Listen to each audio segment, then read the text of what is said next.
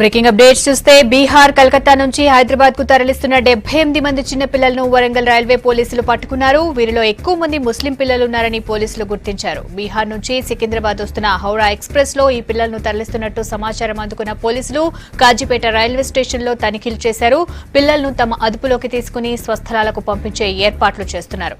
వీరిని బాల కార్మికులుగా తరలిస్తున్న అనుమానంతో పోలీసులు అదుపులోకి తీసుకున్నారు. అయితే పిల్లలను మదర్సాలకు చదువుల కోసం తీసుకెళ్తున్నామని వెంట వచ్చిన వాళ్లు పోలీసులకు చెప్తున్నారు.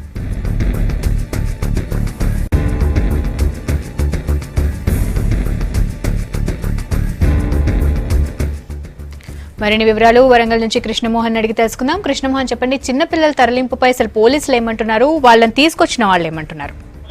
ప్రస్తుతం వరంగల్ రైల్వే స్టేషన్ లో 76 మందిని, కాజుపేటలో ఇద్దరు, మొత్తం 78 మంది పిల్లల్ని మాత్రం వీరంతా కూడా ఒకే సామాజిక వర్గానికి చెందిన వాళ్ళు. బిలో 10 years వాళ్ళు. వీళ్ళందరినీ పోలీసులు అదుపులో తీసుకోవడం మాత్రం కలకలం రేపుతుందని చెప్పొచ్చు.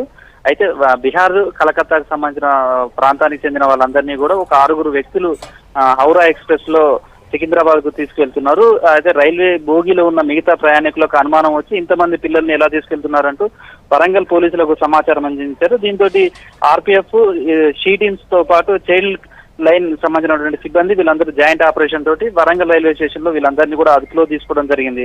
అయితే వీరందరినీ కూడా చైల్డ్ లేబర్ కింద పనులు చేయించేందుకు తీసుకువెళ్తున్నారనే అనుమానాలు వ్యక్తమవుతున్నాయి. అయితే పిల్లల్ని తరలిస్తున్నటువంటి 6 మాత్రం చెప్పడం మదర్సాకు, పాఠశాలకు తీసుకువెళ్తున్నామని చెప్తున్నారు. అయితే ఇంతమంది పిల్లల్ని ఒకేసారి ఎందుకు తీసుకువెళ్తున్నారు అనే విషయంలో కూడా పోలీసులు లోతైన విచారణ చేస్తున్నారని చెప్పొచ్చు.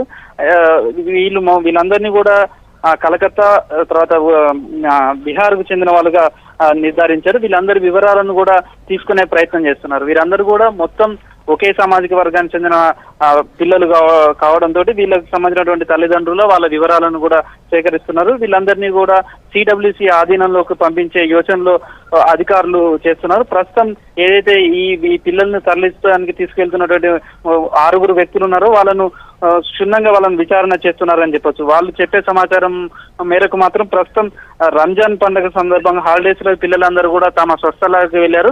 వారందరినీ తిరిగి మదర్సాకు తీసుకువెళ్తున్నామని వాళ్ళు ఇప్పటి వరకు ప్రాథమికంగా పోలీసులకు ఒక సమాచారం ఇచ్చినట్లుగా తెలుస్తుంది.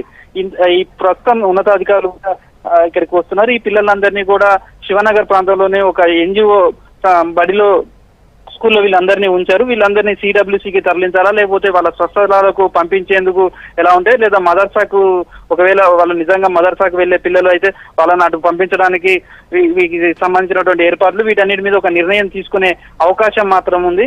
అయితే గతంలో కూడా హైదరాబాద్ కావచ్చు, కొన్ని ప్రాంతాల్లో కూడా ఇలాంటి చైల్డ్ లేబర్ ఎక్కువగా తరలిస్తున్నటువంటి వాళ్ళను అదుపులో తీసుకున్నటువంటి కొన్ని ఘటనలు కూడా ఉన్నాయి. గతంలో హైదరాబాద్ లో కూడా చార్మినార్ దగ్గర గాజుల పరిశ్రమలో పిల్లలను వినియోగిస్తున్నటువంటి చైల్డ్ లేబర్ ను పట్టుకున్నటువంటి ఘటనలో కూడా ఈ మధ్య కాలంలో వెలుగు చూడటంతో ఇంతమంది పిల్లలను వెళ్లేటప్పుడు కొన్ని అనుమానాలు కూడా వ్యక్తమవుతున్నాయి.